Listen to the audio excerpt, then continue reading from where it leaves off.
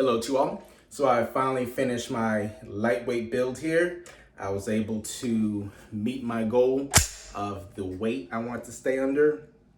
And I was able to do that without spending a ridiculous amount of money for a single rifle. And I'm very happy with the outcome of this. But before we go on, I'll show you guys a scale, let you guys see how much the rifle actually weighs, and then I'll go over the individual parts and everything that I put in on this rifle. All right, so you guys know that I'm not playing any tricks on you or anything. This is my 50-gram calibration weight for my powder scale.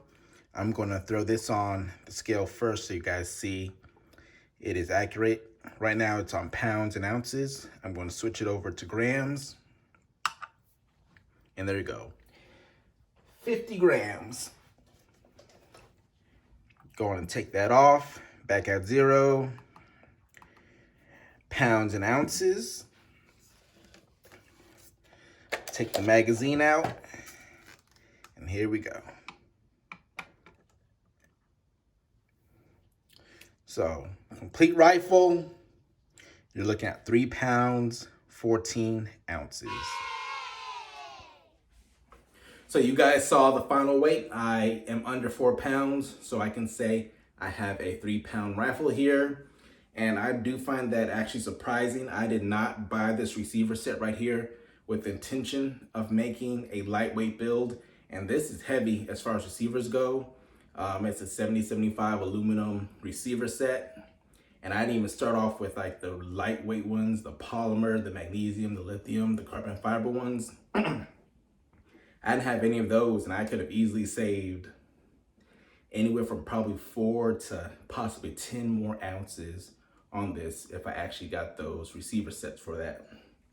And again, under 4 pounds. And as far as factory rifles go, all I've seen is like the OIP rifle. That's about 3 pounds, 3.5 pounds. That's over $3,000 for that rifle though. And you have the Master of Arms Inyo, again $3,000, and that's 3 pounds and some change. But I was able to get that 3-pound mark, you know, a few ounces heavier, but still I didn't spend $3,000 on this rifle for sure. But I'm very happy with the weight.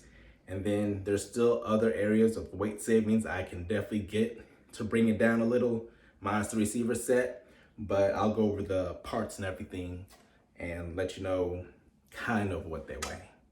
So starting at the end of the rifle, I have a Jag Composites rifle length buffer tube and stock all in one unit. This is the open version. They have a closed version, which weighs a little bit more. So this is a light version right here.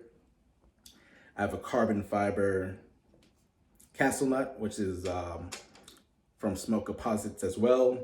And on the end plate, this is a 2A armament. This is a aluminum end plate, and it does not match up that well with the back of the receiver at all. I might end up changing it. I got it because of the price. It was cheaper, and it gave me a QD option. As far as the lower internals, I have an unbranded AR lower parts kit, a lower unbranded AR trigger as well, so nothing special there. I do have some 2A hollow takedown pins. They've been lost in the mail as of now, so I'm waiting on those. On the other side, I have a Battle Arms Development magazine catch. I don't know how, as far as weight goes, if it's higher or lower on the list, but under 4 pounds, that might be something I can change. The safety, standard mil spec all steel. Of course, that can be lighter. As far as the spring system back here, it's a TACCOM. It's like 1.1 ounce rifle thing in here. So it's very, very light. I'm going to have to get an adjustable gas block in order to really turn down the gas, so this thing's just not beating the rifle up completely. On the upper, I have a BRDC. As far as I know, they've probably gone out of business. I've had this bolt carrier for a while, maybe 2 years. It's an aluminum bolt carrier. The complete carrier group altogether ended up weighing around 4 ounces, something like that. I know there's another one like DSA, they make an aluminum carrier as well. And then you have titanium. The aluminum is gonna be a lot cheaper, but thankfully I just had this and threw it in, and it's lightweight. I'm not sure what this charging handle is. It's definitely not a lightweight one. It's a cheap one. The cheapest ambidextrous charging handle I could find. It's like 1.1 ounce. I do have mil-spec. The mil-spec is lighter than it. If I was, right over 4 pounds or so, I might switch it out. But as of now, I do like the ability to charge at either side of the handle, so I'm gonna leave it for now. The barrel. Faxon Firearms 16-inch barrel. Pencil barrel, of course, very, very slim profile. And at the end, I have this Vendetta Precision muzzle brake, and it's made out of titanium, under 1 ounce. The machine work on it is pretty rough, but I'll see how it performs. That's the most important thing. I do need a crush washer or a shim kit or something. I don't know if I have, the ones I have, they just slip completely over the barrel. I don't know if they're made for this, they're not made for such a slim profile, but it's just too much. I have to go almost half a rotation to get it timed up right. So I do need to find some way to get that timed right. On the handguard, I have the Jag Composites carbon fiber handguard. This is 13.5. I know the Brigand Arms, like the carbon woven handguard, is like the lightest out there, but actually this is lighter. For the same weight on the Brigand Arms or other ones, other carbon fiber ones, you're looking at like a 7.5, 8-inch handguard. You're all the way back here. The handguard alone is like under 4 ounces. The handguard by itself, and that's 13.5 inches.